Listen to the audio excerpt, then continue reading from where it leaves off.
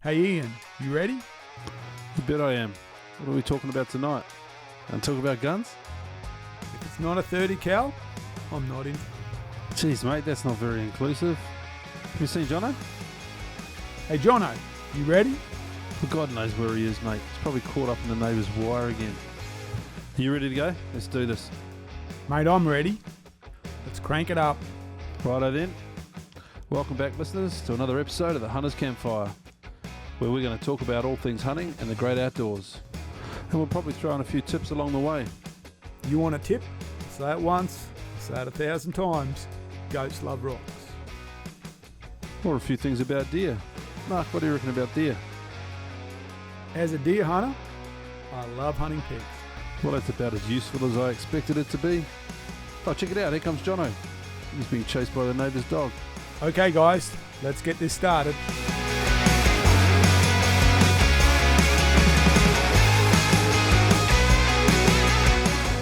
Welcome to the Hunter's Campfire. Pull up a chair, get comfortable. It's time for the Hunter's Campfire.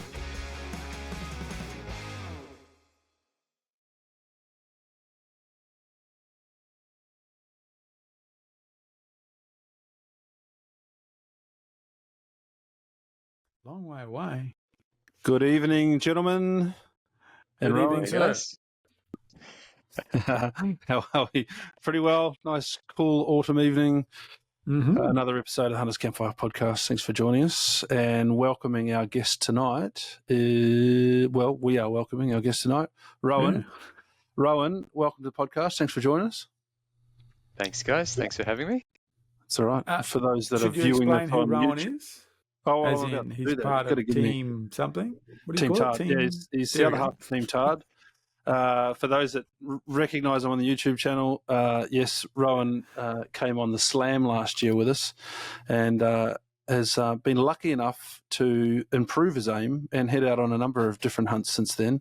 And we're here tonight to talk about one of his most recent hunts that was over to Stewart Island chasing whitetail. So pretty exciting. Lots of people have wanted to do that, and we're keen to get into the nuts and bolts of that trip in a minute, Rohan. If you'll hang in there for us for a Sounds second, we'll head round the grounds and talk about what we've done over the last week or so and any updates from the team, I guess. Mark, what's going on? Mm-hmm. I bought stuff for the Slam. Pants. Thermals. I'm gonna say I love those thermals. Mountain Designers, have you tried them? Oh no, I was going to say what those thermals. Those No, ones? I usually those buy ones are still sealed in the Mountain box. Design. I usually buy Mountain Design thermals every year, but I've always bought the super cheap ones. Because at this time of year, every year, Anaconda have them on half price sale, and the super cheap ones are like they end up being like $13 each. But this year, I decided to hit out and go the super expensive ones, which are the 100% merino. Because I wanted to see if I could get them to last longer than You haven't tried that particular one on before? not that particular one, but that's the same size of the thermals that I usually buy. So I wouldn't expect to be too much difference. No, but yeah, I haven't tried the 100% merinos before. Didn't want to I'll model be them there. for our listeners tonight? No, not really. No. Not really. Not tonight. Fair enough. One, this is an audio podcast, so it doesn't really work. But No, they get the odd viewer. Well, the YouTube viewers will get a good view. two. People it's will rush not- over there if they know that there's modelling going on. Yeah. Okay, Only sure. reason I ask is because I've had a pair or two of those, and they're not for the tall man. Well, generally thermals aren't. They're kind of like Midriff, yeah. the Julio and Glacy pants. The thing's about 3/4 up your right leg. It's like the capri pants. That's the like fashion these you're on days, the- isn't it? Talk about the top. The top. It only Yeah, goes the up. tops are a bit short generally, and actually no, I found the tops reasonably. What I always found was the legs were a little bit too short, so they were a bit, they're 3/4, but with socks on and stuff like that didn't matter. And I found the tops were pretty tight, but generally the length wasn't too bad. There you And go. since I don't wear, I wear full length clothes over it rather than like midriff sports tops. It doesn't really matter. I haven't found it to be a problem as yet. No naval frostbite for Mark. No. And yeah, so that's it. I found they fit pretty for thermals. They fit pretty well. 1 year I did try the Aldi ones, and I found they were rubbish. See, that's interesting. I got a pair of Aldi ones maybe 5 or 6 years ago, and they're almost my favourites. No, I They've found lasted that the forever. elastic They're just died, synthetic, though. They're not. so they just went like super baggy after the first wash. So it's almost like they had braces for them. That's it. Yeah, well. So yes, so I decided to go the better quality, more expensive ones to see if I can get more than one season. Because generally, I wear those thermals all through winter hunting, and at the end of the hunt, on the last day, I throw them into the fire and they explode. Don't get too close to the heater. That's it. So, the shrine, as we now call it. Yes, that's the other thing too. Don't want to, While we're on that subject, Jono, what thermals do you wear for winter? I think I've got some MacPack ones that I wear. I saw them. Merino. I looked at them. Merino ones. Nah. Very, very comfortable. Very nice. Yeah. I like them. I have to drive further to go to MacPack than Anaconda, so I went, okay, I'll just go to Anaconda. Well, I like the MacPack all over the place now. Can you? BCF stores. Yeah. But my local BCF never has anything in stock. So I thought, no, I have to drive. What do I have to drive? What's closest? Anaconda's closest. Went to Anaconda. Well, I use the synthetic Hunter's Element thermals. They've got the Core and the Core Plus. The Core Plus ones are quite good for our winter trips. I always like the tops are really good, but the pants, they're like, modern hipster low-cut bloody pants all down your ass, and you've got to skinny jeans, eh? Yeah, they're like skinny jeans. Yeah, well, they kind of are, aren't they, really? Anyway, I don't particularly like them. I ended up, anyway, I sent them a message saying, for us bigger fellas, your thermal pants don't cover the arse crack usually, so no good. I don't like having to reef my pants up in the middle of a hunt. It's no good. No. Speaking of cold weather, so we're still speaking of cold weather. We won't get into your trip yet, Rohan, but you must have decked yourself out in a hell of a lot of cold weather clothing. I gave you a couple of tips along the way. I'm interested to see how they played out, but how'd you go with thermals over there? Interestingly enough, I started with Aldi ones. I gave up on those. And I had also purchased a number of... Yeah, they weren't particularly good. Look, to be fair, I actually stopped wearing them after about 2 or 3 days entirely. I ended up just in a flannelette and the pair of trousers. Basically, that was it. Yeah. Wasn't that cold?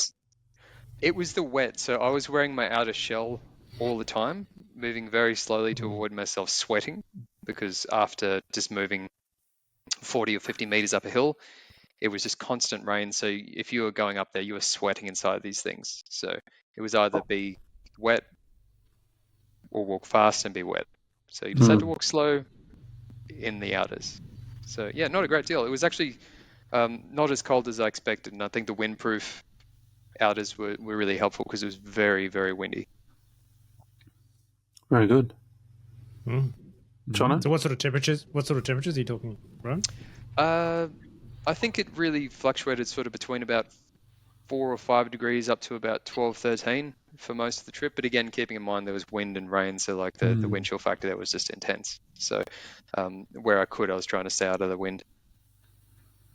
Yeah, it was probably, I'd say, of the 15 days on the island, I'd say we probably had 12 that were raining.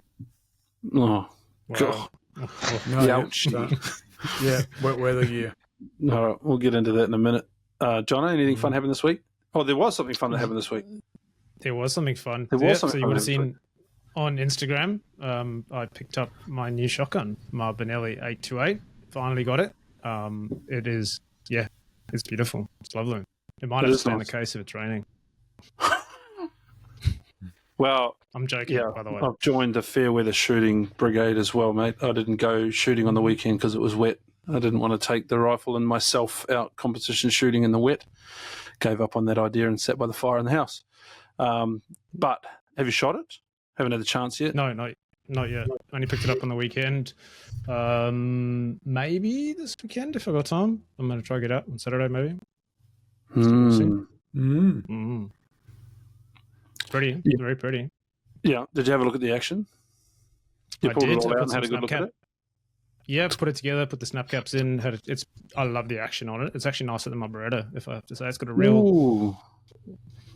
I'll have to compare the two, but yeah, it's got a nice little action on it. So yeah, it's different, Just the mechanical action that it's got is quite different. Yeah, it's got a nice click to it, nice little thunk to it, I think. I'll have to have both of them out and see how they compare. Very nice. So I'll let you know. All right. Well, how about yourself?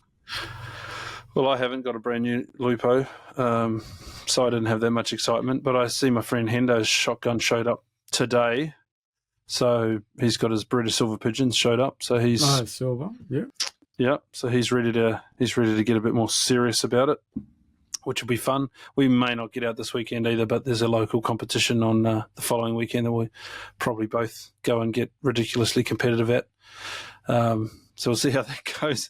It adds a whole nother layer to it when you've got a friend there that's competing and sledging and all of that sort of good stuff. So maybe you could come up for that, Jono. Try it out in a competition. That'd be good. That would be fun. Yeah. First outing, straight to comp. Be good. I think I'll do some practice with it first. Yeah, fair enough. All right. The other thing that we're organising, I think we talked about it on the podcast last week, was the Slam. So that's now coming together with all of the teams organised. Rowan's joining us again. Looking forward to that, Rowan. Looking forward. Are we calling it Slam Redemption, or is we going to call it something else? I hope not. Oh, look, you can call it whatever you want, to be fair. It's just, I hope not. yeah. I think this time we're drawing straws. There's none of this scissors, paper, rock stuff. I'm done with that. Too intellectual. Too much hand-eye coordinator required for that. Yeah. Look, I was never good with my syllables. It's fine. We'll be fine. All right. And no Parker Hale this time, is it? No, well, it depends. I'll have to get some time in at the range to sight in the new scope on the BRX, but I'm not going to be lugging around the 10-pound weight. No. And did you ever get the action sorted? No, I so never don't bring bothered to. I started getting this idea of the BRX1 coming along, and I just kind of left it in the gun safe. I didn't bother. What scope are you putting on the BRX? For the trip, look, Ian, I'm probably going to have to refer to you for that one because I don't quite recall exactly what we're looking at putting on for this next trip. We're on the hunt for a spare scope, and my only spare scope that I've got at the moment. So I lent Rowan my aim point. I'm not sure it's the right scope for the job over long, grassy, open plains. So I've got a... Hey, you have to get close. Just got to get close. I've got one of those auto-ranging Sig Sauer packages that I've got sitting here spare. So Ryan, if he gets the time, will come and pick that up and head out to a range and get it sighted in so he's got something. You don't have any scopes lying around that might do the job, Mark? I was just thinking, I have a blazer here, but I probably can't lend it to you guys. You're not supposed to give away things that aren't yours. No, and the mounts are real challenge. That's the challenge. It's a very nice scope. I'm just trying to think if I got any scopes lying around. You know, I may have. I'll have to look in the. What I do have, I may have a scope. It's amazing, isn't it? I may have a scope that I can't quite recall owning, but it's possibly there somewhere. So, yeah, I'll have a look.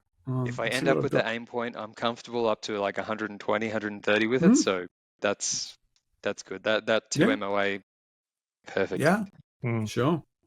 I've shot my aim point very accurately out to 200 at the range. Yeah, at the range. I mean, it can do it. And I mean, I'm shooting at paper, not a big deer. So yeah. Yeah, I'm just trying to. I can't remember what magnification this thing was. Madly trying to have a look. You said 3 to 15, didn't you? Yeah, I was making it up. That sounds about right. I was making it up as I was going along. It's been a long time since I've used it, so I can't exactly remember. But that's all right. It doesn't matter. It was one of the first auto range. Well, I think the Eliminator was definitely the first one that came out. But these guys came out with a scope that was a profile of a scope, the Bluetooth to your phone and Bluetooth to your rangefinder, so you could range with the rangefinder and update the hold points on the scope, and then of course you could load different ballistics profiles. I think it's a 4.5 to 14. That doesn't make any sense. Well, it does. No, that's about right. 4.5 to 14 by so what's 44 the mil. multiplication of that? I don't know, mate. I'm not the manufacturer of this stuff. Sierra BDX 4.5 to 14 by 44 mil. That's what it is. So what's that? A 3? No, that's not a 3. That can't be. So 4.5 to 14. That's a weird magnification. Yeah. No, you see that quite often. Where? I've got a Leopold. Yeah, where? Something Where do you similar. see that? Anyway, but that's what it is. But interestingly enough, we were talking about the veracity, Mark, last week. That brought out. Talk to us about that, because you had a conversation There's lots about of that. interesting stuff that happens out of that. Yeah, So, let's talk about that. so I'm just dividing 4.5 into 14 and seeing what the magnification is. So hang on, because I'm intrigued. I am very intrigued by what a 4.5 to 14. 3.1. That's a weird, because usually, like, magnification is 3 or 4 or 5 or 60.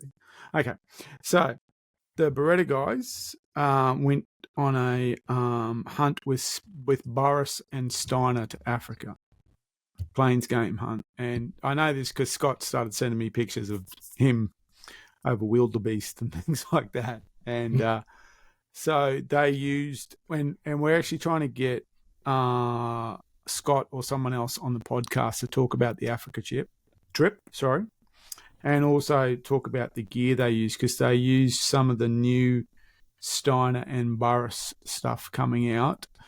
The current LRF binos that we so much like are a Predator model, and Steiner kind of ranked by the name. So the next up from Predator is Ranger. You got a Ranger scope, haven't you, Jono? I do, yep. I'm on 9.3. So on my CTR, I run a Ranger. On my Tika, my 3006, I run a Predator. So that's basically how they kind of, grade the models. So the Rangers step up in optics. So the next LRFs, I believe, are going to be Predator. Yeah, just how they kind of rank their optics. There's like the Predator range and then the Ranger range, and then they get into their military stuff. The next set of LRFs, laser range finding binoculars, coming out are Rangers, not Predators, and they're a they call them the E range or something. And you can actually there is a couple of YouTube videos about it already. So they're out already, and what the E Ranger can do is, if you through Bluetooth with your phone and the right app, you range a deer, and it tells it on your phone where that deer is on a map. So if you then and deer falls over, it says on the map, here's the deer. So even if you think about it, even if you shoot it and it moves, and you then I went down near that tree. If I range that tree, it says that's a tree. Hence the map. So how good's that for cross-gully? So that's right. So if you're now shooting at that thing where you're going, I don't want this thing to move because I'll lose it, and you know what you do when you think, that tree looks like that. You go down the gully and you come out of it and go, exactly which tree am I looking at again? It does that for you. It allows you to do that, and supposedly it will talk. I believe I want to get clarity on this, that the Burris scopes might actually talk to the E-Ranger binos. So it might not just be proprietary. They may talk together. Okay. I want to get the guys on to clarify that. The other thing is there's an E-Ranger scope coming out, I believe, which talks to the binos. So you go, and then it says on the binos, and it does an automatic adjust for you. Nice. So you actually get them to communicate together. And what I believe is, I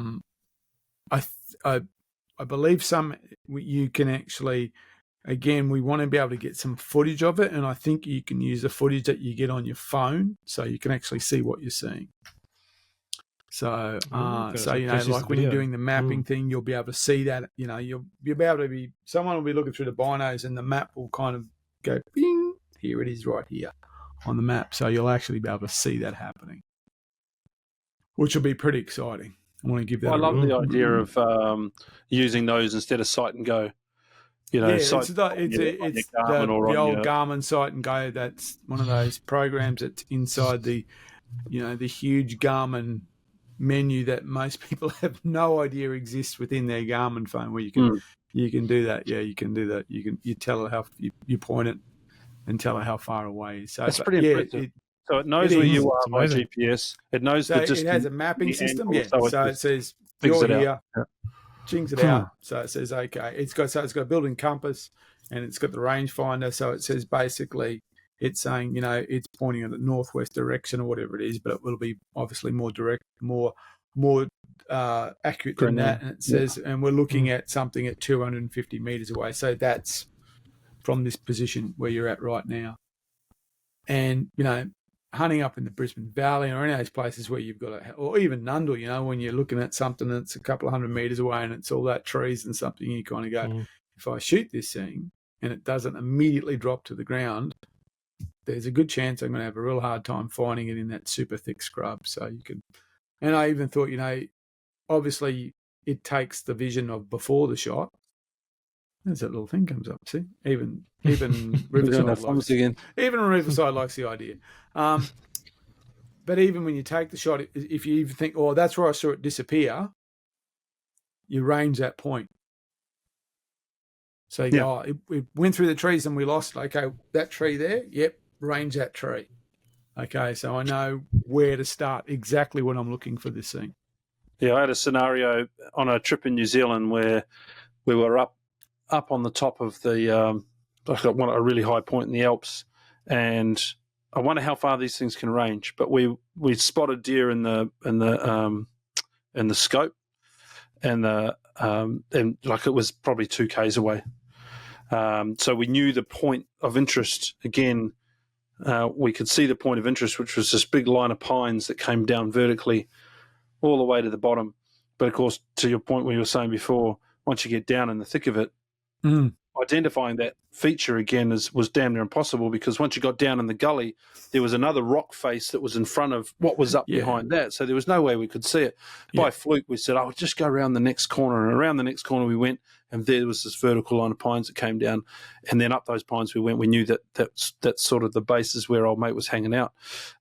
Being able to laze that, if that's what you want to call it, with the rangefinder, and then know where you're going on the map to pick up your spot where you've spotted there's so many applications for that. I think it's brilliant. And even if there's a limited range, if you think about it, you could say, okay, well, this thing's 2 k's away. So what's the direct line of sight between me and that thing at 2 k's? So you could say, well, it's accurate to say a kilometre. Okay, I'm going to range to a kilometre and then have a bearing point, and then go from that bearing point, move towards it. So even you could see it using that way as you can see it using it like a navigation tool. We want to get up on that hill, okay? And as you know, once you get to the bottom of the hill, it looks completely different to when you're looking at it from another hilltop, behind. So you could both see that using it as like a navigation device as well would be really good. So but the idea is to get the guys on to talk about the Africa trip, because it looks like they had a pretty spectacular trip, and also to talk about some of this tech that's coming out, because it sounds very interesting indeed. Did you get a sense of the profile of the Ranger LRFs? Nope, haven't even seen them. Yeah, don't know if they're going to be smaller or a bit. I mean, they're not going to be bigger. Oh no, sorry. Do you mean by profile? I believe they're a bit smaller. Yeah, because I was actually talking about that. I said one of the problems that we've encountered with the LRFs is finding a chest rig that fits. And we've all managed to do that, but he said he thought the profile was actually a little bit smaller, and he also believed that the glass quality was a step up as well, which makes sense because the Rangers are generally better glass than the Predators, and the Predator is good glass. Yeah. So the Rangers are a step up, and you'll realise that, Jono, when you use that Ranger scope, they are pretty spectacular scopes. So yeah, really keen to see it, and more importantly, really keen to use it. So I'm going to jump over to Rohan on the subject of binos. Again, we helped Rohan out with a couple of bits and pieces for his Stewart Island trip. I lent Rohan a pair of Steiner Marines. I think they're called Steiner Marines. Navigators. The Navigators, that's it. The big ones. They're the big profile, right? And the thought at the time was sort of understanding Stewart Island a little bit, looking up and down the coastline, and then doing quite a bit of sit and watch over areas that you think animals are going to come in to. How did that play out, Rohan? Is that what happened in the end, or the profile of them was quite big? There's nothing you're not going to find a chest rig big enough to put them in, probably. How did were they fit for purpose on the day? How did they go? I think had I had a chest rig, probably. I found myself when I was actually stalking, I didn't tend to have them out. When I sat and I was watching any opening that I could find that was in excess of maybe 30 or 40 meters, which was few and far between.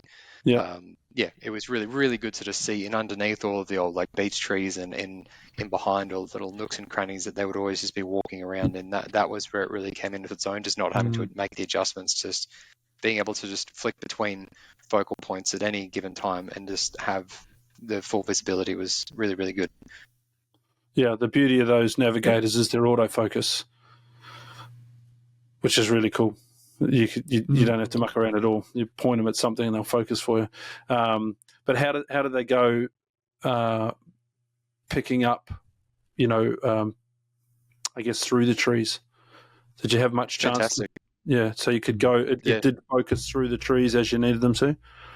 Yep, that was exactly what they were perfect for. So I was sitting there in quite a few different spots, overlooking areas that were anywhere from 10 meters right through to maybe 40 or 50 meters, and you'd be going from shadow to a little bit of sunlight to incredibly high wind, a lot of movement and things like that, and it just kept crystal clear focus wherever I was going. So I was very happy with them for the application. The only thing, obviously, the size is a little bit sort of bulky to be carrying around with you and amongst all of the thickness, but when you sit down and you're trying to glass an area, it was perfect. I think that's a really important point. If you want to glass more, buy a chest rig. For sure. Just the more convenient they are, the more you glass. As soon as you get one, you just change the way you hunt. You slow down, you take steps. You see anything, immediately what you do is you go for your binos. You kind of go, what's that? Bino. Oh, rock, pig rock, pig rock, pig rock, pig rock. But you're just making those observations all the time if you've got those binos on your chest. Fantastic idea. The problem with that is if you don't get the right chest rig, and it's what we're talking about with these LRFs we've got are a bit bigger. So I was using the twin needle chest rig, which I really like, but it was just a fraction too small. Yes, the LRFs fit in the chest rig, but every time I put them in, I had to wriggle them around and then close it to make them fit properly, which just meant, again, I was back to, can't be bothered. I just won't glass. It's got to be easy. They've got to just drop in and carry on. That's it. Otherwise, it just doesn't work out. So fit for purpose is important. That's it. And I mean, the marsupial gear that I've got, it's as soon as you add things to it, it actually starts to tighten up the rig, and so they start to grab when you pull them out, put them back in. So you've just got to go, okay, I'm going to put nothing in the pockets. These are just going to hold the binos. On the side, I've got like a knife and the wind checker, but that doesn't seem to affect the shape of it. But as soon as you use the front pocket or the rear pocket, it slightly distorts the shape, and all of a sudden they get tight again, and you go, these are annoying the hell out of me now. So that's it. If it's a chest rig and it fits the binos, don't do anything that's going to inhibit their, that functionality. Yep. Cool. All right. Let's talk about Stewart Island. Keen to hear about it. Yeah. So I think let's start. If I don't know what Stewart, we all kind of know what this is talking about. So, Rohan, just run down what Stewart Island is, where it is, and why would someone go to Stewart Island? I might go back 18 years and say this has been a dream for a very long time. That's a good Had place it- to had it start. not- That's a good place to start. Yeah. I was up doing a hunt in the Brisbane Valley with Adrian Fishel many years ago, and yeah, just through a conversation with him, he mentioned to me about his experience on Stewart Island, and that I hadn't hunted with him since that time, and that planted a seed in my mind about it, and it just grew over time, and I was obsessed with the place ever since. And I just looked at the logistics of trying to get over there, as a single hunter, and just thought this is just not realistic for me. But the island is everything I'd always hoped it to be, and whether to us as a group that went, didn't care if it was blowing a gale, didn't care if it was raining, didn't care if it was cold as anything. We were out as much as we possibly could to try and see something. So where is it? So you're looking at where we were going. It's about a 2.5 to 3 hour boat ride off the South Island of New Zealand. So you're basically going from Invercargill, about a half-hour drive down to Bluff, and then you're getting a boat down south from there. So the island is just thick from one end to the other. I understand some of the western side is quite open, sandy country, but everything that we experienced was just thick. It's just as you expect rainforest to be, but just freezing cold. So it's an island off the southern end of New Zealand. And why are you going to that island? Is it like, what's the attraction?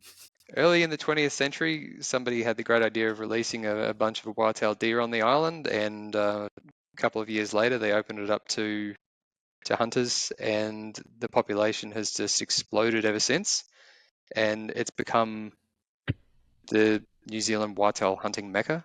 And from what I understand, many Kiwis go back year after year after year, and it's just an absolutely, obsessive place for these people to keep going back to. And I can finally understand why. It's an adventure in itself to get there and to be there, and the experience of being on that island is just second to none. I don't think I've had a hunt that was anything like it. Huh. Is it the only place you can hunt whitetail? I understand that there is a small population also somewhere in Dockland surrounding Queenstown somewhere, but I don't know as to the population if they are taking any more. Yeah. There have been some shot there, but I don't know what the numbers are like in that area nowadays. There is a little population at the bottom of the South Island that roam onto private land as well, so you can book private land hunts, chase whitetail. A lot of people do that because it's not as I wouldn't use the word shot out, but it's not as busy, on the private land, so the deer aren't quite as nocturnal, and you have more of a chance of seeing them. I mean, there's reports of people going to Stewart Island and coming home time and time again, not even seeing whitetail. So, it's a privilege to see it, isn't it, Rowan? Being able to take one's all the better. Yeah, look, no story is perfect, but I think as a group we were very lucky in that we saw, I think between all of us, we saw about 16 or 17 over the course of the 2 weeks that we were there. I was the unlucky sod on day 2 to scare one, and it ran up the hill, and 30 seconds later I heard a crack and it was down, and it was one of the other fellas in the group had taken it. So I was kicking myself for a couple of days over that. And this was no more than about, I think I made it 100 meters from the hut. And it was only about 30 meters from where I was standing. I was very quietly standing there overlooking the bay, and look up to my left, and just that very loud, and then just off into the scrub it went. All I saw was the whitetail, that infamous whitetail. So I mean, if you've watched any video, or any YouTube, you're familiar with whitetail from the US, because they're not a big deer, are they? No, they're quite small. I'd probably say 3/4 the size of fallow. in some of the instances I've seen. Okay. Yeah. So Quite again, bigger. significantly smaller than fallow. Okay. Because I always kind of used to think about fallow, but they're smaller than that. Okay, there you go. well, some of the bucks, from what I've seen in photographs and things, they do get quite large, and some of the bigger bodied ones. But I think also there's some, from what I could see, there was quite a few nutritional deficiencies on the island. I don't expect, because I understood it also, reds that have been on Stewart Island also were commonly throwing albinism due to a lack of mineral deficiency at some point in time before they started getting shot out of the Toi Toi Flats in the center of the island. So I expect that though the whitetail haven't sort of thrown any sort of color differences, as far as I understand, they probably are impacted in some way by mineral deficiencies on the island, because they've got a very limited number of plants that they can eat. So who'd you go with, and you went as a party, did you say? Yeah, so through the hunting club, which Ian actually mentioned to me a couple of years ago when we were on another hunt, about that particular club, I was able to get paired up with another 4 fellas. So one was Nigel from down in Victoria, and Nick was also from Victoria. I had Brandon from up in Rocky and Adrian from Brizzy. And so we all met up in Invercargill. I had been over with my partner doing Queenstown and doing the touristy thing for the week leading up to it. I left my gun in safe storage with the hunting and fishing shop up in Queenstown for that time, and then drove down to Invercargill. We met up and did all of our shopping and things like that. Then the next day we were on the boat, so we just stayed down in Bluff, 200 and something meters from where the actual ferry departs, and just took all of our stuff over in the morning, and we were departed by, I think, about just after midday. So the first day was pretty much a write-off for travel. Yeah. Let's go back a step. The rules of taking firearms in New Zealand change quite a lot. It's gone from being quite simple to not being difficult, but more paperwork. Do you want to just step us through the current process of the logistics of getting your gear to New Zealand? And then, of course, you've mentioned that you've used the local shop for safe storage. There's reasons for that. Just want to go through those logistics for us, because I think that's quite important as an update. So really, there's two main aspects to it, which is the New Zealand side of the licensing, and then you've got the export documents, and in Queensland's case, the import documents for taking a firearm out and back in again. So probably 4 to 5 months before you're planning to do the trip, you really want to get started on doing the application for your New Zealand visitor's firearms license. Now, something that isn't particularly clear in that is that you don't actually need to take your own ammunition with you. You can purchase ammunition under that visitor's firearms license. So that's something to keep in mind if you don't want to do the extra paperwork that comes with the export-import side of things from Australia. But basically, you jump onto the New Zealand website, the New Zealand Firearm Safety Authority, I believe it is. You do your application through them. That will sit pending. You do need your flights booked, a couple of little things like that, and you have to give them quite a detailed sort of summary of what your plans are, so they don't want you just disappearing off for a couple of weeks and not knowing exactly where you are. So you have to be able to sort of explain to them in detail. And thanks to David from New Zealand for his very detailed requests of all of us. He was on the ball. Any second that you guys, if you're going over there, make sure that you can account for it, basically. If you're staying in accommodation, make sure that you're explaining that you have everything secured out of sight in the appropriate separate locked containers with your bolt, etc., removed, and it's actually fixed to a solid structure. Same thing applies when you're in huts. If you're out shooting in the bush, you can basically say you're going to have the thing cable tied to a tree, whatever it is. I don't know where you're going to find a tree up in the alpine areas, but that's the kind of detail you need to go in when it comes to the New Zealand application. You're having to say where you are at any given time and how you're going to keep the firearms safe. So quite a lot of detail needed in that for them to pass it.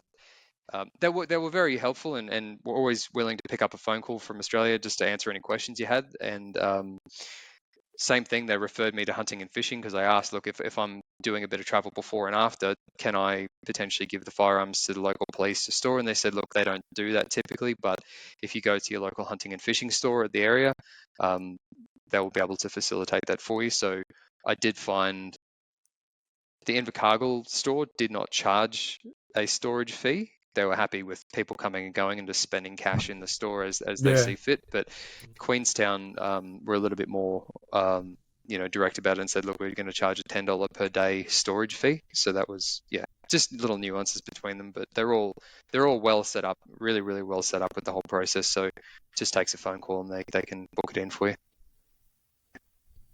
But on the Australian side of things, couple of little things you're needing there. So you're wanting your restricted goods permit. So you're needing to, I would really recommend getting onto that pretty early. I'd say, maybe 3 to 4 months out. So the restricted goods permit is something you're also going to need a few other processes that happen there, but you're basically just submitting that paperwork off. They give you an identification number and you put all that paperwork off for the restricted goods permit and a export declaration advice. So you're having to separately itemize, your rifle, your scopes, any serial numbers, any additional barrels, all those kinds of details that are related to the rifle, that all gets listed on there. And then, interestingly enough, I heard a few people actually pulled out of taking their own rifles because they were at the 11th hour for their trip and still had nothing back. Just have faith that they don't actually give you paperwork until about 2 weeks before your trip. So it's all based on departure date. So your restricted goods permit and your export declaration advice won't actually come back until about 14 days via email. Or if you're going in person, same story. They'll typically, I understand, Ian, you've probably done that side of things. So because I live more than 50 kilometers away from their offices, I'm able to do it all via email. But 14 days from the trip, that's when it sends through. But that's not always communicated to the hunters very well. So people get stressed and just can the idea of taking their weapons with them. But really, as far as that, time. I have to say it's a stressful time. Never done it before. You're waiting on hopefully having, public servants processing your paperwork in line with trips and flights and, all the logistics that go with these things.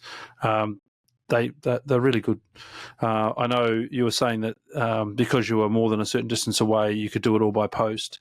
I still took all my paperwork down and sat down with them one day. I drove down because I was taking a group. Just wanted to make sure it was right. I went and sat down with a lady there, just waited my turn in the queue when they opened, and then sat down and said, this is what I've done. Tell me what I've got wrong. And we went through the whole thing together. And she said, yep, you will not hear from us again until like almost 7 days before your trip. It's just the way it just sits in this pile. They've got date piles basically, and on this date they pick up that pile and they process them. That's the one that's some between 14 and 17 days away from the trip. But it's nerve-wracking because you got to line that up. Then you got the New Zealand one, and you got the export, and now you're talking about ammunition, and like if you get it wrong, and I mean talk about the detail that had to go on the permits because you're not just saying here's my gun and away you go. No. There's more to it, right? Everything. Yeah. So really with all of that, you're providing all the supporting paperwork of your licenses, your passport, your weapons list, all of the supplementary paperwork that would be there to support the trip. That side of things, so long as you sort of cross every T, dot every I, that's perfectly fine. If you've got any concerns, physically go there like Ian did. I was just the squeaky wheel that kept getting on the phone and asking them questions until I got the right person who knew. I actually called the Brisbane airport and finally weaseled my way to get onto one of the people who down in the export office, and we sat there and had about a 15-minute chat about what he would always expect. So he was saying, look, so long as you do this, this, and this, which was just all of what I was explaining. He said, look, I've got no concerns with you. In terms of the physical travel back and forth between the airports, that's something that I think a lot of people got lost on as well, which might be worth sort of talking through.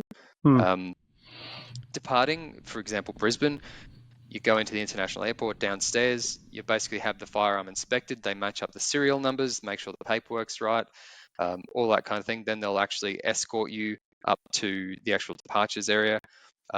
Just be mindful that if you're not going in a reasonably early morning flight, that you may be stuck behind a line of 30 or 40 people just with some random export stuff. So just give yourself plenty of time. Don't try and allow a layover of less than maybe 3 hours. Any less than that, you might have the unfortunate situation that they keep you there for longer than you've got if you're doing a layover between cities. Oh, yeah. So yeah, definitely give yourself plenty of time. They are there 24 hours. So a lot of people, for some reason, I heard on forums and things, were talking about they're not being there. They do have breaks between like 2 and 4 a.m. or something like that, but they always have a mobile on hand to come down if you were having an obscure hour flight. So they're definitely there. New Zealand side, easy as. They knew that I was coming. They met me at the carousel when I grabbed my gear. They escorted me right in front of everyone else, stood there, and I did all my other processes going through customs and border protection, etc. Took me around to a separate room, did the same thing, opened it, inspected it, gave me my now this is a physically printed off A4 piece of paper that they expect you to keep on you at all given times. So no nice little card that can't get wet. It's a physical A4 piece of paper with a photograph printed, and that's the only thing allowing you to hold a firearm in New Zealand. So do not lose it. Because if you're on the island or wherever it is you're going, and a police officer decides to pull you up, you do not want to be caught without that thing. So on the way back, I actually had a nice 90-minute experience on the way back, just going through absolutely everything of mine. So normally I'm pretty lucky and I can get away with just the bare basics, tick and flick, go on through. This was just, it was very involved. Let's pick on this special guy. Yeah, it was fun. Like, so first of all, the guys sort of had a bit of a delay trying to find where the rifle case was. I then ended up going to baggage services to find it, and after a while they found it, and then I met the firearms specialist. He escorted me through around to do the inspection. I went through all of my bags. They made sure that all the numbers matched up, that I had the export, and they also, I believe it was B709 is an import declaration in Queensland. Because I actually live in New South Wales, but I'm closer to Brisbane, I had an exemption through New South Wales. So if you're returning from an overseas hunting trip and you have a New South Wales firearms license, you're exempted from having to do that. But that was a bit of a back and forth verbal with this guy because he only knew the Queensland process. So he was trying to hold my gun, but so we ended up, I physically had to sit there and take him through all the paperwork and dispute him trying to say, you don't have everything you need. But eventually I won that dispute. And after a very detailed and thorough inspection of all my gear and my boots, in New Zealand or Australia? Australia on the way back. That was the Australia side. Yeah. So look, in reflection of the whole thing, I'm far more comfortable with the idea than I was a couple of months ago, and I would not have any hesitation after that first experience to do it again. I think on that trip back, I just got a guy who was training somebody and decided to just be the most thorough person you could possibly imagine. So that was that experience. The thing that I learned, and we've talked about this before, I think, is that it's on you to know the rules. Because the people that you interact with day to day, you don't know what job they were in yesterday, what they're being asked to do today because they're short-staffed, what rules they know and what rules they don't know. I've showed up at the airport to depart Australia. You've got to go into that downstairs lounge and have the inspection done. And the people that picked up the rifles literally held it really weird and asked me, where is the bolt out? They had to ask me if they couldn't inspect it themselves. They had no idea. And look, who knows where they've come from on the day, and they're just helping, in a different role. But it was really important that we knew the rules. We could step them through the process confidently and not and ah and not really know what was going on, because I think you could really get tripped up. And to your point, you knew what was happening there. You knew what you were allowed to do, and you were able to show them through it. They would have been able to go and verify that at some point, no doubt, and off you went. But if you were like, oh, I didn't know that, then, you're not going to lose your gun, It's just going to get impounded until you sort it out, and that's just a pain in the neck when you're 3 or 4 hours away from the airport. But good on you. Yep. I think that's a good explanation of it. But I mean, Yeah, he did sorry, say. mate. Even when No, we you're were right. when we were at Brisbane Airport, remember? Yeah. When Yeah, we were flying, we were going to Northern Territory. Once they pushed us through the check-in, they told us to go down to the special baggage area. Yeah. Oversized baggage. Yeah. We were supposed to be escorted down there. That's Remember, we got down there, the woman went, up. "What are you guys doing here?" And we went, "They told us to come down here." And she goes, "You carried these through here?" And they said, "Yeah." So even like a simple step was like they were supposed to escort us from check-in to oversized. But the person They did for me, luckily. yeah, they went, yep, off you go. And so we walked through the airport with firearms. And we got down to oversized, and they said, "We have some oversized." And they go, "What do you got?" We got firearms. And they went, "I beg your pardon." So yeah, you can't. That was even a domestic, within the state. We hadn't even we're on the ground. We haven't gone anywhere. And they're having questions about that. And when we were in Darwin, luckily the guy who was checking us in, the woman who was teaching him how to do his job turned up. Because he was just going, "I don't know what to do here." Remember, she's leaning over his shoulder and going, "Now tick this, tick that." She's just telling him what to do. I've forgotten this. Yeah, remember? And then she went, "Oh look, I'll walk you through security thing." She took us down to security and she waved us through. Yeah. Nice, jump to They'll let these guys go through type thing, So yeah, and that's just like Darwin, Brisbane. So I can imagine the kind of potential interesting conversations you're going to have with people of different skill levels and different knowledge about these things from when you go internationally. Yeah, and the gun culture over there is somewhat different to what it is here. You've obviously experienced the helpfulness of the gun shop. They were happy to help you by storing your rifle. You talked about ammo. We certainly, when we went, we opted to use factory rounds, even though we had a bunch of reloaders in the group. We opted to use factory rounds so that we didn't have to go through the extra permitting process for taking ammunition. The first time I went over, how you write on your permit, one, Beretta BRX 1 serial number X with one aim point H1, H2 sight, whatever you wanted to call it. It's not a scope, red dot. And then one box, 20 rounds ammunition is what I wrote on the first one. Wasn't Seiko at the time. It was whatever it was. But you write the description down. On the way back into Australia, one box, 20 rounds, Hornady, blah, blah, blah, was actually one box, 18 rounds. On the way out, it was 20 rounds. On the way back in, I'd used to. Because the description didn't match, I lost the box. They took the rest because I didn't have a box of 20. I had a box of 18. That's not what's on your permit, sir. They're going to be confiscated. Oh. It's just, think about it, people. What are we doing here? How bad is it that, anyway, that's what happened. So and when I took a group of half a dozen people over, I said, just buy ammo. And, if there's a whole bunch of you shooting 30-06, share a box. Because you're going hunting red deer or something. You're not going blazing away ferals. One box, 20 rounds for a group of 6, it's probably enough. So trying to coordinate some of that sort of stuff. As it was, I had an uncle over there that joined us on the trip. So he became the proud owner of 5 boxes of rounds that were mostly full of all different types of calibers. But how did you handle it, Ryan? Did you take ammo in the end?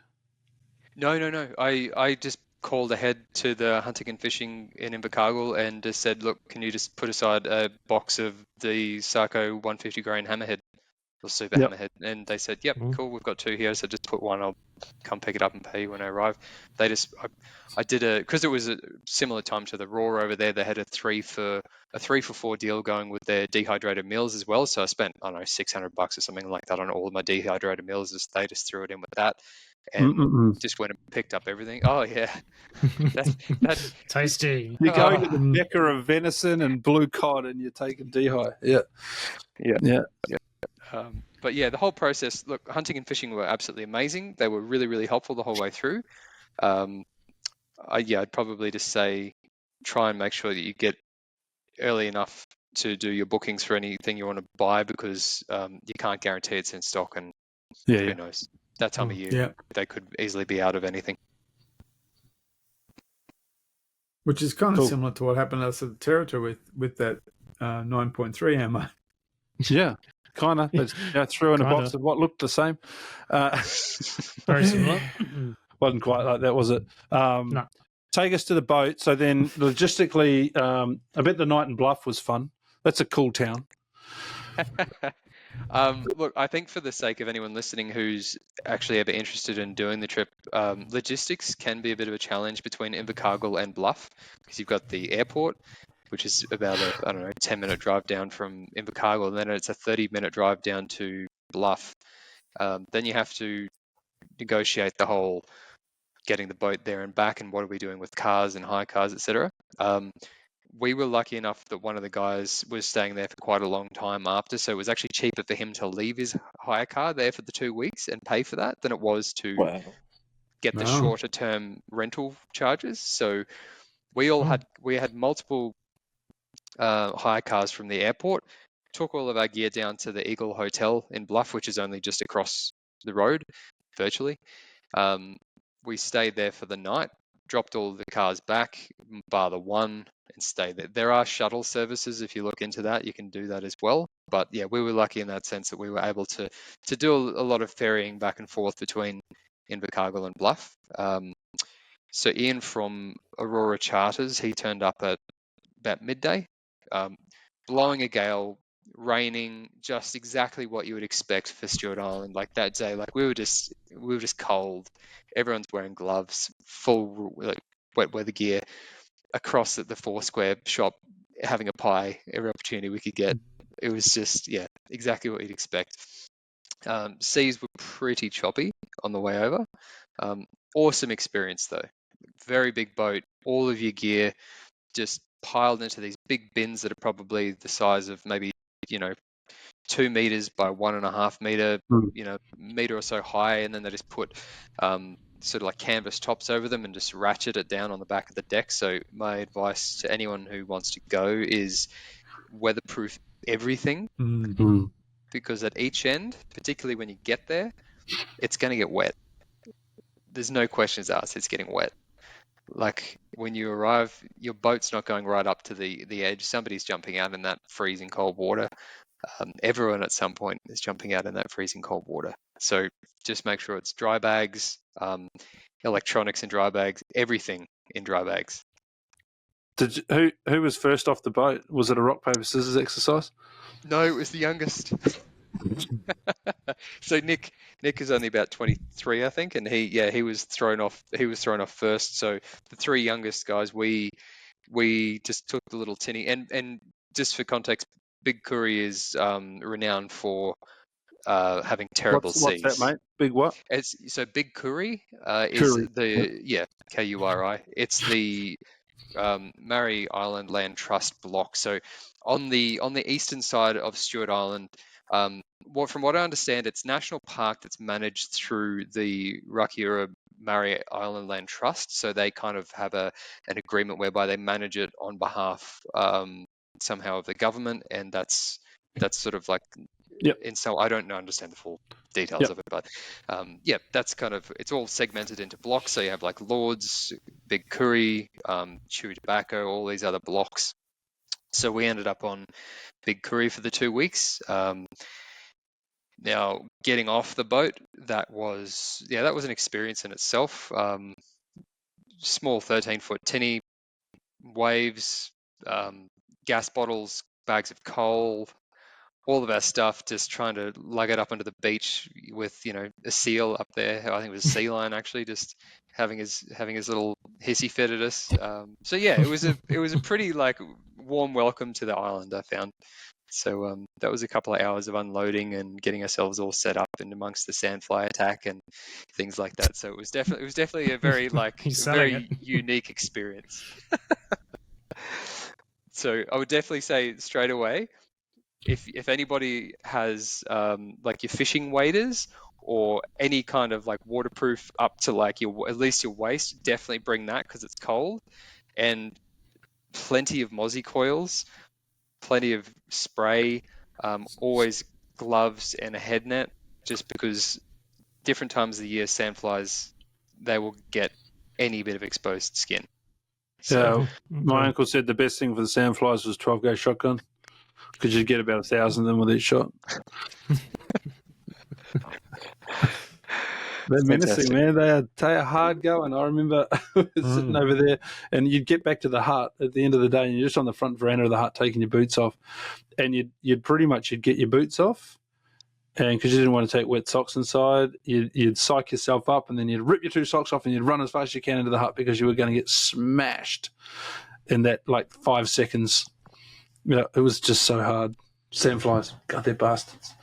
But you can't get around them. Even like you talk about going wapiti hunting, sandflies on the top, sandflies on the beach, bottom of the South Island, all that stuff. Sandflies. They're just menacing. Because so in Scotland, I had midges.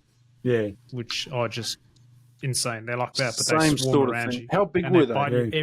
They're tiny. They're little. They're like little. Like, well, I don't know. What did you find, Rowan? The ones that I had, they were. I was envisaging those tiny little sandflies, midges, what we call midges as well. But these were like a plumper version of the same thing. They were slightly bigger. I'd say similar to the size of like a fruit fly is pretty it's very similar to a midge. Yeah, okay. Yeah, in Scotland, so very similar. But they swarm. What's I think the same thing they have in Alaska. Same sort of same thing. Same thing. Thing. Yeah, and they swarm everywhere. There's good hunting. There's good hunting. In Scotland, some of the clothing has it built in. Yeah, so my hood had a thing built in. Then has like a veil that you pull out. That's completely in the hood. That's what I had in Scotland. It's there because that stuff makes people go mad. They're 12 guys, they use it on themselves, or they throw themselves off a cliff or something. They go crazy. Those things just in the sky, just black. So the hut, Ryan, once you're up on the beach, you obviously had a hut, big Kuri hut. 5 people in that hut would have been close quarters. It was. I was very lucky that the group of guys that I was with were all really, really, really easy to get along with, and there was no issue with like the confined space in amongst the group. Everyone was just very easygoing. The team just gelled really well. I was pretty happy with the whole time. Definitely like the table that was in that particular hut, I feel like it could have been a little bit narrower. I didn't think we needed like a full-size kitchen table in a hut that's only like 4 meters wide, but we got what we had. And moving back and forth, because the layout was essentially like an L shape of your 6 bunks, and then like a little sort of stainless steel strip, and then a little fireplace in the corner. Then you step out to like a little sort of semi-enclosed front porch area, and all the size of about a shipping container. So it was pretty tight, but it was very warm. Like we took, I think we took 6 bags of coal. There were a couple bags left from earlier hunters, so I think we only ended up using 4 of our own and maybe 1 of the others. We were able to sell on the coal to the guys who arrived after us, so that worked out well. Sell on. That's the difference. Yeah, that's a story for later. Yeah, good. Yeah. But to take a step back as well, because I think people would be interested to learn about the booking process too. I like massive hat off to the hunting club and Adrian for facilitating that, because that in itself, midnight 12 months earlier, you're having to be there on the dot waiting to try and get bookings, right? Like it's sounds familiar. It's a competition to make sure you get the right blocks with the right times. This was the only block that I understood that year they were able to get for 2 weeks. If you're going, personally, I would recommend give it the 2 weeks, purely because you're still only just figuring out the 400-500 meters around you by the end of week 1. That happened by accident, though, didn't it? I understand, probably. It was. Well, didn't they have a cancellation and you just picked it up the second week? Good question. Look, I didn't. get involved in those earlier conversations, but I think Sorry, mate. this was I probably thought that was the no, that's conversation cool. you and I had. That But your look, it one could your 1 week have hunt been. turned into 2 because the other party cancelled on you. Must have been a night on the Meads. Don't worry about it. We'll move on. Maybe. But basically, it was in 7-day increments, and potentially it was a case that we were originally booked in for 7, and they said, I can't recall because probably 12 months earlier. It slipped my mind. But booking was all through the Rakiura Murray Island Island Trust, so that was all online. Then they've organised the charter boat. I think between each of us, the charter boat cost about $700, and that included the hire of the dinghy for the 2 weeks as well. So it all worked out quite well. I think each of us ended up paying for the booking about something like $350, $400 at most. So it worked out quite affordably over the course of the 2 weeks for the 5 of us, because, as I said, that was my biggest concern for so many years, was all that money that I would have to spend to just send myself over there. It was just not at a reasonable price point. So there's no did tag you calculate cost or anything like that? Sorry, go. I was going to say there's no tag cost or anything like that. It's shoot as many animals as you want, or you can get hold of. Yeah. Okay. Yep. There's no limit as far as sex, age. It's as far as I've always seen, people are just excited to be able to see a deer. If they can see a deer that they can take, it's only the repeat offenders who go there every year that really start to fixate on those trophy bucks, or they might take a doe for meat or something like that. But when you see that opportunity, it might be your only chance. So a lot of people have sort of got that mentality, which I suppose, depending on the future of the genetics, may not be the best thing, but at the end of the day, it's managing the herd. And genetically, they're not a big version of the whitetail, are they? That they're not a no, not particularly. I think they're from New Hampshire. So I think over time they may have had some slight changes over the course of the last 100 years being on the island, but weren't a particularly big-bodied deer. Some of the bucks that were taken even back in the 1920s, from what I'd seen, were still quite reasonable bucks as well. So I think they were a pretty good stock that was released. Yeah, my understanding was that you don't get big antlers on Stewart Island, but you get unique antlers because it's on Stewart Island.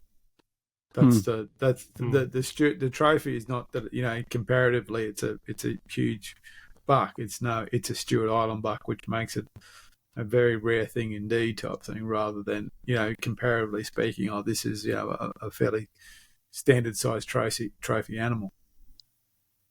It's actually interesting. So since I came back from the trip, I started reading the book about Stewart Island, so Chasing Whitetails by John Delury, and I actually was of the same opinion all the way up to it until I realized the population size of these bucks, they're actually not bad.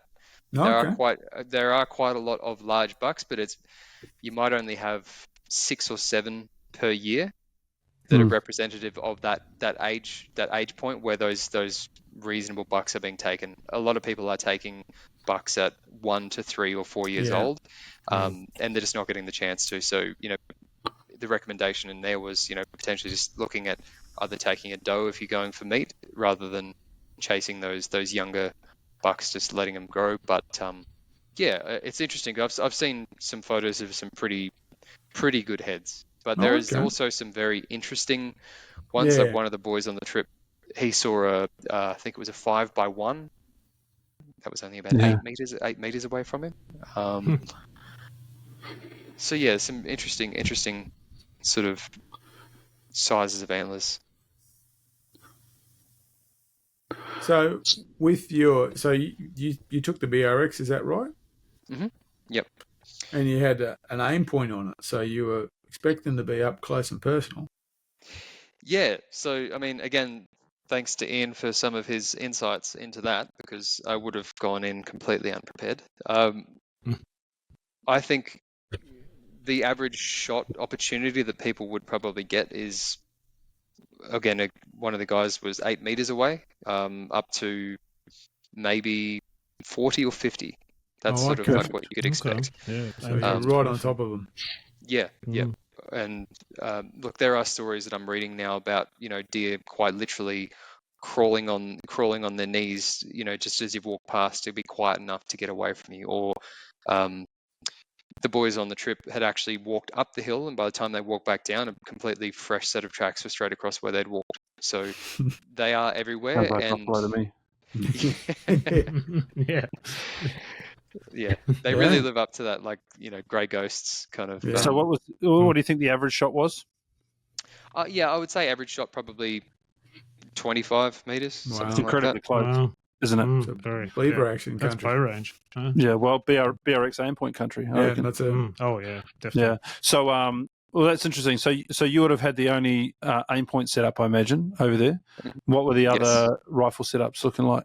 Did you take much notice? A little bit. So a couple of tickers. I think because a lot of the boys were going on to do other hunts afterwards, they, one doing chamois, another doing seeker, they were kind of trying to sort of level the playing field somehow, so that they did have higher powered scopes. I honestly didn't pay a great deal of attention to exactly what they had, but I did see Boris, and when one of the boys had his bow, because he threw in the towel at the very last second with trying to do the paperwork, so nothing was going to work out for him because he was having a barrel made up that didn't turn up in time for the paperwork to match up, so he had to just can that idea and go with his bow. So yeah, but the exact details of those, I just knew they were Tikka T3X lights. That's as much as I saw. Yeah, mostly scope though. Yeah. Yep. Cool. So heading back again in a year, I think you said you've rebooked or you're hoping to rebook. Would you change the setup? No, hell no. Hell Definitely no. not. No. Well, next time I'm renting you that little scope rather than Look, Renting it by the optical hour. I'll measure the hour. It's got 428 hours when I lend it to you now. It's got that's right. These hires are measured in buckets of honey, and we know this. I'm glad. Like it's nice to hear now you've come back that you put some thought into the rifle. You've obviously come off a couple of hunts. The sledgehammer that you carry around normally stayed at home, and the BRX made it. So you had, quick cycling and an easy aim point to acquire targets with. It was the right answer in the end, which is really good. The binos probably not quite 100% fit for purpose, just because you didn't have them in a bino harness, so you had them easily accessible, but probably not the worst thing either, right?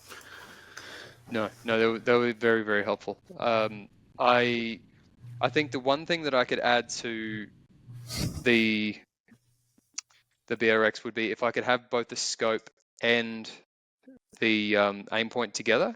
I would definitely go back with both. And have we got the adapter for you? or just get a illuminated 1:6. Yeah, just go like the Ranger, illuminated 1:6, and for Stewart Island, just wind it down to 1 or 1.5 power, and get the aim point magnifier that just flips over. Or you in get the front of magnifier, you could do that. Well, yeah, as you said, or just go a low power. I mean, I hunted with low power scopes for years, and you don't need 30 power to shoot something at distance. 6 power in a good scope. A 6 power is 6 power. It gives you lots of legs for distance shots, but you wind it right down for that kind of thing, and you get that big, you get a big field of view, and you get illuminated dot. That's might be an option. If you're going to hunt other things, you're going to take the BRX and then go hunt other things. 1:6 or something like that. That's what you got, John, isn't it? You picked up a 1:6. Yeah, 1:6. Yeah. 1:6 Ranger. That's what I used in the territory. I use that in the territory, and on 2 power, Buffalo basically fills the screen. So, fell out the sides. That's right. So, it's like, yeah. So that's it. That's a good option. I had one of those on my 3006 for years. I've actually got a couple of them. Yeah, good option.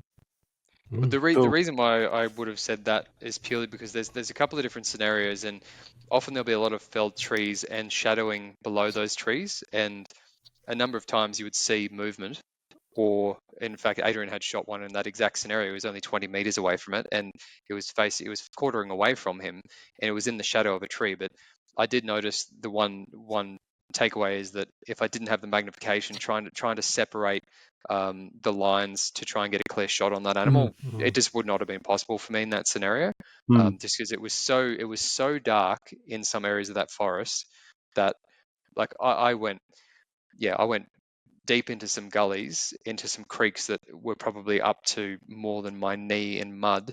And it's just so dark. It's just moss, and you could, as soon as there's a shadow, you'd really want that magnification to try and see the outline of the animal. So definitely worthwhile probably having a mix of both. Did you end up hunting in pairs? I think the comment that you made was, I'll be prepped for the running or the close quarter shot, and my buddy will be able to take the long shots. Did that play out, or did you end up hunting alone? We actually did a mix of everything. So typically, from where the hut is, you go directly behind it. So just to give a bit of lay of the land, as you're looking at the cove, you've got the hut in the middle, and then you've got two creek systems, one larger creek system on the left, and then a smaller one that goes up to almost like a hill/cliff face on the right. We would typically, I just call it like doing lappies of town. You'd be basically walking back and forth up about a 600 meter stretch of ridgeline, and we would often basically be in maybe groups of two, doing sections of that, walking together, and then you break off and do your own little section of forest, because as soon as you get off that main walking track, you can be 10 meters off, and it's just like you're completely by yourself. So we did that on a few occasions. We stumbled across each other quite a number of times, so definitely bringing fluorescent coloring is a must, because of the shadowing. Needs a Frank. He needs a Frank. Yes, 100%. I admittedly made the mistake of wearing my ghillie suit, and a number of times I snuck up on the boys within 3 to 4 meters, and all they saw was my smile. So that was a very big no-no from me, because a number of people over the years, as I understand it, on Stewart Island have been in that unfortunate situation of somebody making the wrong call. So definitely bring your fluoros. So I suppose the interest is what wet weather gear did you use? Because if you're getting rained on for 12 days, if it didn't work, that would be 12 miserable days. Some trench foot. It would have been hell, absolute hell. So wind protection and rain, two most important things, because the wind was swirling like crazy, and the rain, though it didn't always get through the top story, by the time it gets down to the bottom, it's pretty much just a fine mist, if anything.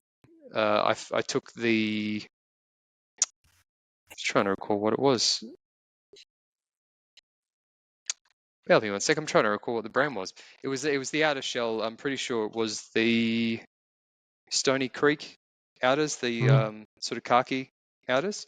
So I wore, initially on the first day, I wore my thermals, and after walking up the hill in that 300 meters, I was lathered in sweat, so I gave up on the thermals very quickly. I chose to walk much slower, which was quite helpful for the sake of what we were doing anyway. But it's the moment you just became overheated in those things, you were just sweating. So they as a setup for the island, though, they were perfect. They kept me warm. As I said, I really only wore sort of long johns and a flannelette underneath it most of the time, and right up until just after dark, that's all I was wearing. And gloves. I had some sealskins. I had some sealskin gloves. They're the best. They are the best. They are the best. And the socks. And yes, and the socks. So sealskin socks. Definitely get yourself some waterproof socks for Stewart Island. cannot recommend that enough. For those listening and cringing, sealskin's a brand. They're not actually made of baby seals. They are, but they're branded as well. And footwear? What footwear? Rowan, from memory, you decided to pick up at Hunting and Fishing when you were there. So did the Stony Creek? Did you end up buying all of that gear when you arrived? Some of it. So the half of the Stony Creek gear I did. I would also recommend that if you're going to go over there, just buy there. If you don't have the gear in the lead up to the trip, just make sure you give them a call and find out that it's there. But the price point, it's much the same. I think when you work out the difference in the dollar, it works out much the same. So there's no point in buying everything before the trip. So long as you make sure they've got it in stock, I would recommend spending your money there. Cool. And also, Jono, you'll be sorry. What were you going to say, mate? I was going to say you'll also be happy to know that I got one of these. You got one of them. They're good. They're good knives. It was fantastic. I'm very happy with it. So cool. We'll not be going back. Was that the Outdoor Edge? Outdoor Edge, yeah. I was going to say, what footwear are you using if it's so wet? What did you have, boots or what were you wearing? I think it was the Solomon, the new. I can't remember the actual brand again, but it was the Solomon's, the new one. It was just from Anaconda, just a couple $100, but they worked fantastically for me. I didn't have wet feet the whole time I was there. Between those and the sealskins, water was pretty well going up right up to the top of the laces in the mud and whatnot. But between the boots, the sealskins, and the outers, I never got wet. So that's good. It worked out well for me. But yeah, always being prepared. That was interlocking, anything that interlocks to stop those sandflies from getting in, because if they can get in, and you're sitting up a tree overlooking somewhere to try and get a better perspective, they will be there up a tree. If it's 5-6 meters up a tree, they will find that one little Sound gap. like bloody leeches, don't they? Yeah, they do, don't they? But airborne leeches. Amazing. Even with it, I never had a problem. I never had a problem because I went expecting sandflies, and the experience for me was amazing. Some of the boys didn't always wear their gloves, and one, because he had his bow hand out all the time, was just red. Just red. Yuck. Yeah, that's horrible. Eh? Yeah. Yep. So definitely wear that. Talk us through a hunt day. Talk us through your hunt, because you were successful as well. We haven't touched on that. This is the admission part. The guidelines of leaving the young bucks and shooting the mature ones and taking a meat animal as a doe. Followed all those guidelines. So as far I'll jump to the chase and I'll talk about what I actually did. So I can sort of get this out of the way. So I actually shot my buck just after dark, about 150 meters from the hut. So one of the boys actually spotted it down on the beach, and without even asking questions, I grabbed my BRX and a head torch, and I just ran. I just ran through the bush barefoot straight after this thing, and I was not allowed, because the cove went around, and I just ducked straight diagonally through. I was like, I'm not letting this guy get away. And lucky enough, I got the shot away at, I think it was about 35 or 40 meters max, and straight through the heart with 308. No major exit wound, just dropped on the spot. Done and dusted.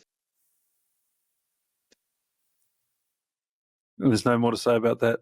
It was an excited message that I got. We'll talk about the messaging again when Mark comes back. But tell us about a typical day of hunting over there, because you've given us a fair description of cold, sandflies. You're in a rainforest. It's raining, but you're not getting the rain through the tops. You talked about the top story. You're talking about the foliage stories inside the rainforest. So you're getting the mist and the droplets, I guess, rather than the full-on rain itself.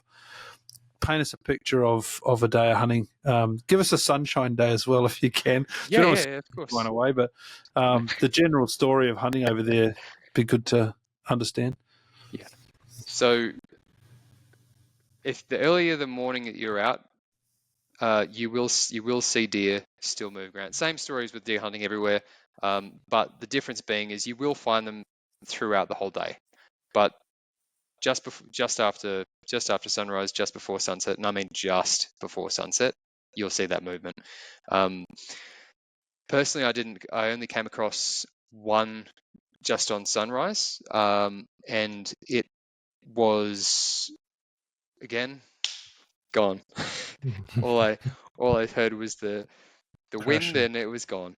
So a general day was basically a lot of walking very slowly, because you will move no more than a meter, maybe 2 meters, and you need to stop and pan.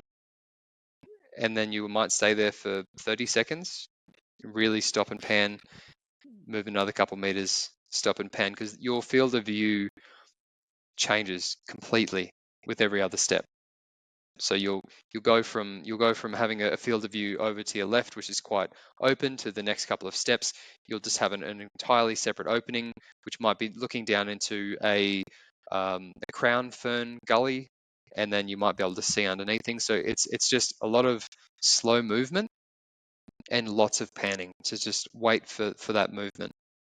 And whenever I had the opportunity to get the binos out, that was night and day difference, right? It was the difference between seeing just a giant sort of shadowy screen and seeing intricate detail of what was in amongst things. Like I just saw so many more birds, so many more kiwis, everything just by getting those binos out and just slowly panning my way across every time I had the chance to actually do that.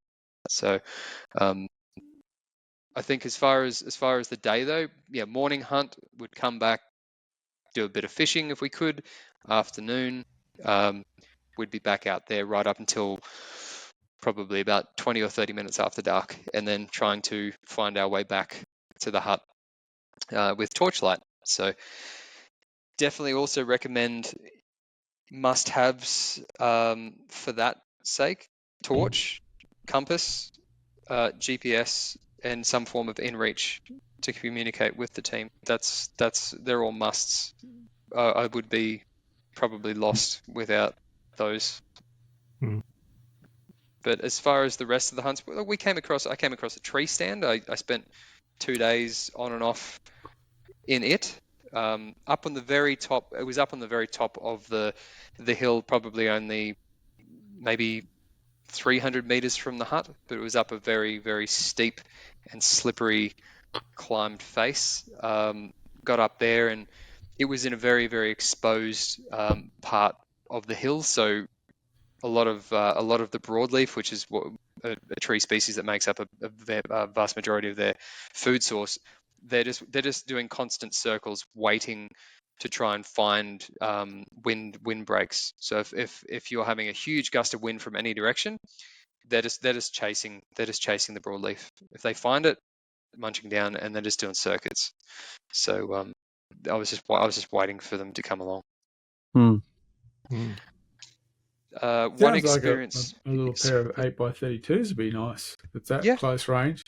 Yep, 100% agree. One of the boys did whilst I was up in the tree stand. I heard a gunshot only 100 meters from where I was. He took a shot across a gully. That was 60-meter shot on that particular one. He had seen the doe walk out into a tiny little grassy opening. Had a matter of seconds, just got the shot off, and he put a second one in to follow up for good measure. And then he called me over, and I gave him a hand to go down and recover it, because it was just, whilst it was 60 meters, it was 60 meters of trudging to get it out. So it sounds like it's a really rugged terrain, but like that's the beauty of it. Like everything about this island does not want you to get a whitetail deer. But it's the challenge. It's the complete challenge from just getting there to getting around there to finding the deer to seeing the deer and having enough time to get a shot off. Like everything is against you, and that's just the beauty of the entire experience. Awesome. Okay. That's good. So you're saying you guys are doing fishing and that as well? What sort of fish are you guys catching? I learned it was butterfish. So we were basically a little bit, no, not the most keen anglers out in the bay, considering that it was, again, like super choppy and freezing cold. And we were like, I'm not too keen to go out in this 13-foot dinghy in some of the waves that we had. So I just fished off the rocks. We had some days there. One particular day that Nigel and I sat up on the rocks, we ended up getting, I think we caught within the course of like maybe an hour, we got about 40 to 45 butterfish, just one after the other, after the other, after the other. But we were just throwing anything back. It was under about, I think it was about 30, 35 centimeters, and we ended up taking home about a half a dozen of the biggest that we'd caught. So they were all pretty decent size butterfish and They taste good, fed eh? very well. Nice eating. Amazing. What's a butterfish look like? Point to note, butterfish, the only vegetarian fish that you can catch. Oh, so like it's a It eats plants, Jono. It's not vegetarian, as in if you're a vegetarian. I know what you mean. I know where you're going with that. I can see it. No, it eats plant matter. It doesn't eat other meat it's a scraps. seaweed. It eats a. They are beautiful, absolutely beautiful. Yeah. Yeah, fresh, like between the afternoons, because I think by the end of the trip we had 4 deer butchered up, sitting in the little meat room that was out the back of the hut, and it was just venison, fish, venison, fish, venison, fish. How were those D-high meals? They're good? A couple came home with me, yeah, not going to lie. I wasn't so mad when they confiscated anything that had pork or egg in it. They wouldn't allow back into Australia. So even the dehydrated meals that came out of New Zealand, they confiscated anything with pork or egg in it. Yeah, Really? so my cooked That's breakfast all had to go. That's insane. We bought back maybe 50 meals because we overcated too. Between all of us, so we had a breakfast, a lunch, a dinner, a dessert. And man, there is only so much dehy crap you can eat. So a lot of that got left in the bag, and we were just dining on venison and big hot stews and stuff that were in the hot tent at the time. But yeah, there was no question about bringing that stuff back. It's packaged and processed. That's ridiculous. Yeah, it's dehydrated. Let's leave that aside. Did you bring some venison home? No, so I learned the lesson on the way back that you're allowed to bring home 10 kilos of venison with you from New Zealand. If you go to, for example, go to your local butcher down there, get them to package it up and slap a product of New Zealand sticker on it, and you can bring it back with you. Yeah. Did not know that until after I've actually come back through. I asked the quarantine team about that, and they're like, "Yeah, that's perfectly fine." I was like, Again, if you go back it wasn't a go back because we haven't spoken to Willie on this podcast at all. Actually, he came back with tar, and he had the almighty argument at customs, and again had to show them the rules and step them through the rules and the guidelines to be able to bring his 10 kilos of tar meat back. And he won the argument. It's quite clearly states you can bring 10 kilos of meat back, but it's got to. If you want to avoid the argument, going to the butcher, and they're very geared for this. They know this stuff goes on. You can you can't do this in Australia. You can't take a deer you've shot in the bush to a butcher. They won't touch it. They can't touch it because it's not been shot by them. New Zealand's quite different.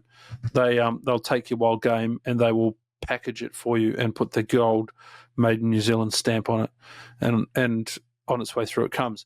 Willie didn't do that. He packaged it himself because the guidelines don't say it's got to be officially stamped.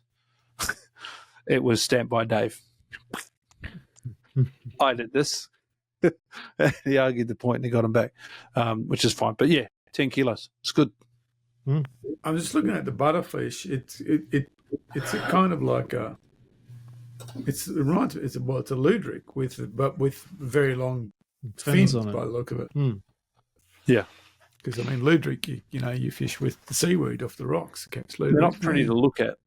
No, it's of a got mud a fish. similar head. It's got a similar jawline as a ludric because it's it picks off the seaweed and stuff like that. I'd love. This is my biggest regret, and I'm not a diver, and I'm admittedly, probably more scared of the idea of sharks than I am willing to go in the water. But I would not have hesitated in a moment to go diving in this place. It just looked like the mecca of diving. So That Kuri Bay is Like it's a pretty isolated bay, really, isn't it? Yeah. So lobster. So actually, a couple of interesting stories out of the book that we read when we were there, the guest book. Guys were catching lobster there. So whilst it's not sort of necessarily known as one of the spots for lobsters, definitely plenty of pawia.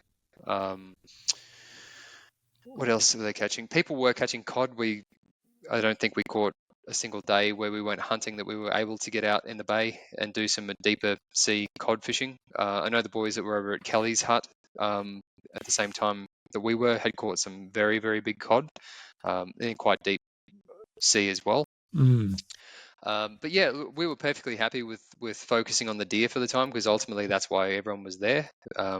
We were all focused on that. But yeah, the fishing was fantastic, and look, as a bird person, I was really, really happy to see such a diverse variety of bird life over there, which made me super keen to shoot cats. I was, the second the sun went down, I was out with a little head torch trying to shoot cats. So I was pretty happy with myself after knocking a few off. What birds did you see? I would have seen 7 or 8 kiwis. Cool to see in the wild. Cool. Yeah, Nice. yeah. Oh, and again, they walk right up to over there. They walk right up to your feet. I had 2 walking around me at one point. Hearing them call was quite eerie. Interesting sound if you've never heard that. There was a moorpork, which is like an owl, I got to see one night. All kinds of little wrens. So there's like a fantail, the New Zealand wrens. What else would he see? Quite prehistoric. Yeah. Like the land there's prehistoric, the animals are prehistoric, the birds are prehistoric. There's no colour. I don't know if you noticed, there's no colour. You come to Australia and, even the white cockatoos, they stand out with their, pure white and their yellow crest, I guess you call it, comb crest, whatever it is. Lorikeets, all of those sorts of things, full of colour in Australia. All the birds in New Zealand are quite dull. They're quite cool in their characteristics, but they're brown. A lot of them are brown. You should get some dark purple, I guess, in the tuis and things like that. But a lot of the birds are browns and blacks, but they're really unique in their call and what they look like. I mean, having kiwi running around your feet is not something that you will see in too many places of New Zealand. Stewart Island's pretty unique for that. Yep. And That's they cool. were That's just awesome. they were very very interesting too. Some of the birds so careless. The pigeons, the New Zealand pigeons, and the Wood pigeon. the little fantails. They'd be right up in your face and didn't care. Fantails almost the same as the willy wagtails here. So they're flying around you trying to catch the bugs you stir up, which is why they come in so close. Yeah. But we're talking, right away from your face, like this far. Yeah. No care. So it was a very, very cool experience. But yeah, the cats, that's why in my head I thought, look, the cats here are just decimating this bird population easily, because we left some venison out in a couple of the openings nearby to the hut, and without fail, almost every night you'd see these little green eyes just out there munching down. So I think we knocked off a half a dozen just from the hut. Okay. What about rats? You see any rats or stoats? No stoats. I don't even know if there's stoats on the island, as far as I'm aware. Which I think is probably the reason why the kiwis in the healthy condition that it is. Yeah. But rats, there were some we could hear. We never caught any, because on the island there with each of these huts, they do actually provide traps and things like that, and actively ask that you try to get rid of them, because again they're just decimating the island. But no, heaps of possums as well. Just the brush-tailed possums, probably same number. I would have knocked off probably half a dozen possums. Yeah. So they were everywhere, just in very large numbers. All right. If you were to have a couple of words of encouragement, I guess, for people that are interested in going to Stewart Island, just to sort of wrap it up a bit, what were your favourite parts of the trip? I guess, just to wrap that. I would say just the peace that comes sitting in the forest there. I think it's an environment like nothing else I've experienced. Just you can spend 4 or 5 hours. You might be sitting on a mossy log or up in a tree overlooking this environment, and you might only be looking 10 meters, and it's a magical place. As I said earlier, it's a harsh environment, and it's very unforgiving as far as access to it and the sandflies. But the actual experience of being there is like nothing else, and that's what I think keeps bringing people back again and again and again. And I really couldn't explain it unless you get the chance to sit yourself there in that position and to experience it. And I think that's what's going to keep me going back there time and time again. That's awesome. Yeah. You probably got to give a bit more. We'll just give a shout out to the hunting club. They do put on a good hunt. Like I see that they're putting on multiple trips to Stewart Island, multiple trips to New Zealand. They've had teams of people all over New Zealand for the last couple of months. So, you know, if you're looking to try and hook up with a crew that is, you know, doing a really good job of getting a whole bunch of people together and going and, I guess, experiencing some pretty unique hunts, then go and look them up. They do a great job. A lot of people are attracted to that group because of the giveaways that they have, but there's a lot to that group that you should look into if you want to go and experience some cool stuff. So a bit of a shout out to them. I think they do a great job. For sure. Any other questions, fellas? Not for me. No, I'm good. I like it. It's a pretty good wrap of the trip, mate. Well done for getting your animal. Probably the only person I know that's shot one in bare feet that close to the hut. So you got to take your chances when they show up. You did say a few of them ran away. You know, you saw the typical whitetail as it bounded off in the distance. Good amount for the crew. Oh, the one thing I would say is I really enjoyed the Zolio messages that were coming in. Rohan picked himself a Zolio up, and we can't have an episode without talking about Zolio. Just it's apparently not in our nature. But yeah, I was getting a heap of messages through as you were over there. I got a message saying you'd shot one. I got a message saying that the crew had them. I got another message saying, "Holy shit, it's wet." I got another message saying, I think we've stopped shooting deer now because we've got enough to eat and we're just focusing on big bucks. It was fun to listen to. We were sitting over in Nundle as we were going through our hunt at the same time that Rowan was over there. So it was fun to get those messages, and good to see that the tech toys are working intercontinent. It was a good laugh. So good on you. Thanks for joining us. And if you're keen to head to Stewart Island, head over the guys at the Hunters Club and try and get on one of their group trips. It's probably well worth it. Easy done. Thanks for having me, guys. No problem, buddy. Cool. We'll see you for the slam, mate. It's coming up very soon. Right, 3 weeks. Looking forward to it, guys. Redemption. 4 weeks. Redemption. Here we go. Team Todd for the win. Team Tard. Here we go. Righto. Make the T-shirts, fellas. Make the T-shirts. We'll see you in a couple of weeks, Ron. We'll catch you See you soon. there. See ya. See you guys. See ya.